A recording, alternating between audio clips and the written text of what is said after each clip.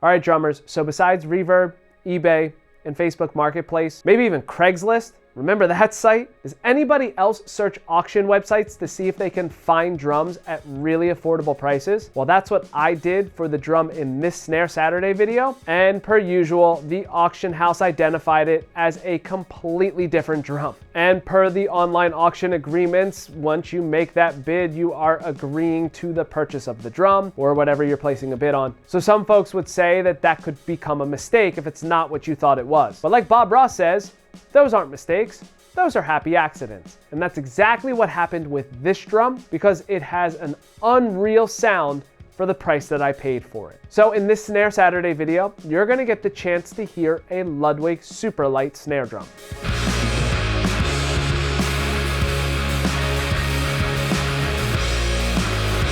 Yo, what is going on, everybody? Nick Costa here, and in this video, I'm going to be showing you a Ludwig Supralite, specifically the 6x13 model. This is a drum that I picked up from a local auction house who identified it as a 6.5x14 snare drum, but once I got home, I realized it was a 6x13 snare drum, which would be a size that I would never consider purchasing. However, this drum has a pretty unreal sound for the size that it is. Now, before we dive into this video, make sure you hit the subscribe button, as well as the bell icon.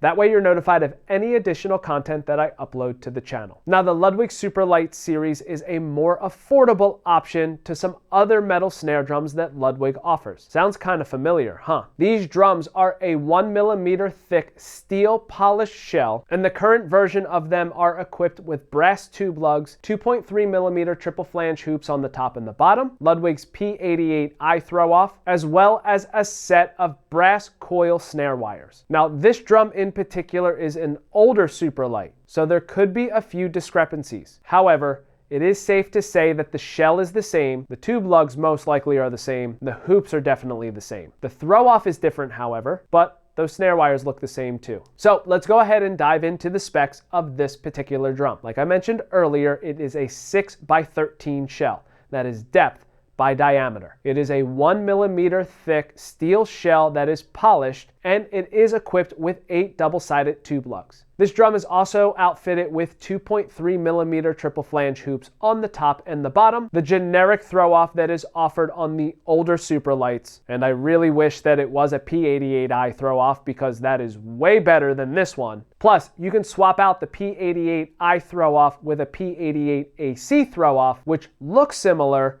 However, the AC throw-off has those locking notches for the fine-tuning knob, so you never have to worry about the snare wires coming loose as you play. But this snare throw-off works just fine, and it engages and disengages the snare wires, so I can't really complain too much. The heads on this drum are the generic heads that were offered with the Supralite at that time, which the top head is just a Ludwig branded coated head. However, the bottom head is a Ludwig branded Remo UK head. So there is a possibility that both the top and the bottom head are Remo UK heads. Finally, this drum is outfitted with a set of 20 strand snare wires, and they look really similar to the World Max German snare wires. So there's a high probability that these snare wires are similar or the same to the ones that are offered on the current Supralites, which again are a set of brass coil snare wires. Before we continue on with the video, I wanted to take a moment to let you all know about an upcoming clinic hosted by the Pennsylvania chapter of Percussive Art Society and Pocket Percussion. Join us at Pocket Percussion on Friday, March 28th from 6 to 8 p.m. for a drum clinic with Rob Mitzner. Rob is a Brooklyn-based session drummer who was featured on Late Night with Seth Meyers as one of their guest drummers with the 8G band. He has also supported some of New York's finest artists. Rob has written a book called Drumming in a Band: Stuff You Can Use, which has been published by Hudson Music and distributed by Hal Leonard. And in this clinic, Rob is going to be going over some of those things that you can use alongside a bass player. This is a clinic that is perfect for anyone who is looking to improve their drumming skills. So join us at Pocket Percussion from 6 to 8 p.m. on Friday, March 28th, and a discounted ticket link is in the description below. Or if you want to pay a little extra money, you can pay for your ticket at the door. And I look forward to seeing you all there. Now, let's get back to the video. Now, in this Snare Saturday video, like any other demo video, I'm gonna play this drum through a few different tunings. I'm gonna start out in a low tuning and work my way up to a higher tuning. Now, throughout the tuning ranges, I will have that bottom head be tuned the same way, which is a tabletop tension. This is my preferred way of tuning a bottom head because that gives you a nice snappy snare wire response. The top head, however, once I get that lowest tuning where the top head doesn't sound like a piece of plastic, I will use one lug as a reference point and match the rest of the lugs to sound the same. Once I get that tuning, I will then do a half turn on each tension rod to go from one tuning to the next. So, enough of me talking, let's dive in.